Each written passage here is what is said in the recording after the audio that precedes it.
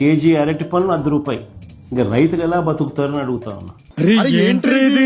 అరటి పండు కేజీలు అమ్ముతారా? అంటే తొక్క తీసి తరాజులో పెడతారా, తొక్క తీయకుండా తరాజులో పెడతారా? ఎట్లరా మీరు ఇంత లో ఐక్యూ అయితే ఎలారా మీతోటి? ఇంత దిక్కుమాలలో నువ్వు ఎట్లయినా సీఎం. నిజంగా ఆంధ్రోళ్ళకి అందరికి నిజంగా పాలాభిషేకం చేయాలన్నా. నీ కోటేసారు కదా.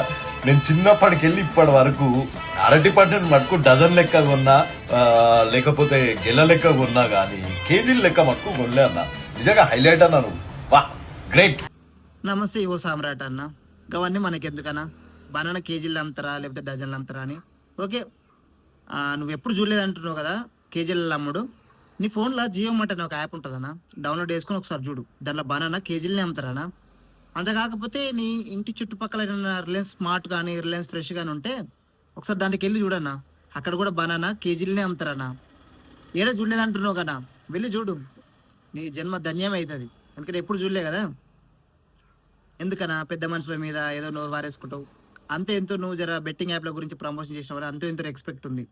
అది కేజీలు అమ్ముతుంది, డజన్లు అమ్ముతుంది. దాని గురించి నువ్వు వీడియో చేసి వేస్ట్ సీఎం అంటావు. ఎందుకన్నా? జరా అనే ముందు తెలుసుకున్నానా, కేజీలలో అమ్ముతున్నా బనానా. చూడు జరా, బయట తిరుగు జరా.